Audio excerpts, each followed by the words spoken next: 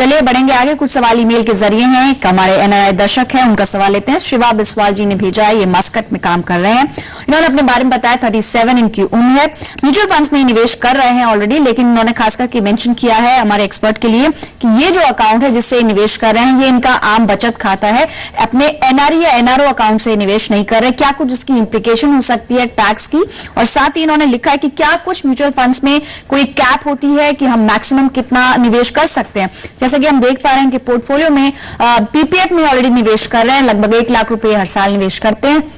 NRI के लिए क्या कुछ अलग का है टैक्स इंप्लीकेशन की अगर मैं बात करूं बलवंत साहब, क्या टैक्स के नजरिए से देखा जाए बीइंग एन एनआरआई क्या कुछ अलग टैक्स नियम होते हैं, और म्यूचुअल फंड्स को लेकर जो इनका सवाल है उसको आप बताइए कि क्या करना चाहिए फिलहाल।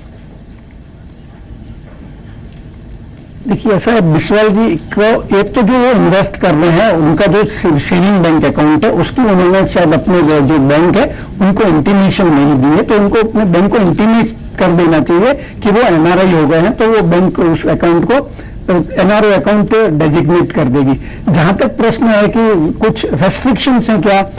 मॉनिटरिंग में कोई रेस्ट्रिक्शन नहीं है, आप म्यूचुअल फंड में कितना भी इन्वेस्ट कर सकते हैं, परंतु कुछ कंट्रीज हैं उनके सिटीजन्स को इंडिया में कुछ म्यूचुअल फंड इन्वेस्ट नहीं करने देते। जैसे यूएस सिटीजन है तो उनको जैसे एचडीएफसी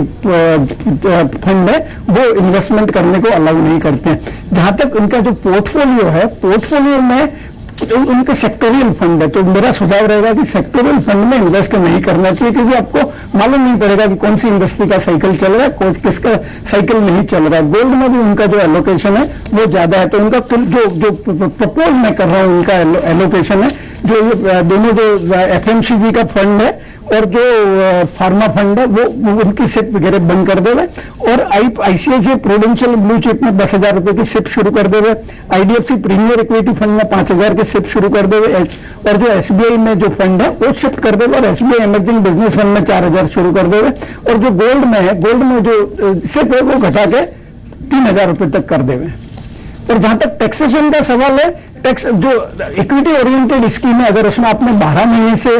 ज्यादा अगर इन्वेस्टमेंट रख रखा है तो जो प्रॉफिट होता है वो पूरी तरह से एग्जम्प्ट है। और मेरे को लगता है चूंकि ये इक्विटी में इन्वेस्ट कर रहे हैं तो मैं प्रिज्यूम करता हूं कि इनका जो इन्वेस्टमेंट होरिजन है वो भी लंबा होगा। जहां तक पीपीएफ का सवाल है, तो पीपीएफ में ऐसा है कि अगर आपने एनआरआई बनने के पहले अगर पीपीएफ अकाउंट खोल दिया है तो जब तक उसकी मैच्योरिटी है तब तक आप उसमें पैसा इन्वेस्ट कर सकते हैं, पर उसके बाद में आप अपना जो पीपीएफ अकाउंट है उसको रिन्यू नहीं कर सकते। तो आप अपना जो पीपीएफ अकाउंट जब भी मैच्योर हो तब पैसा निकाल दीजिए, और अपने बैंक को आप जरूर इंटीमेट कर दीजिए कि आप एनआरआई हो गए हैं।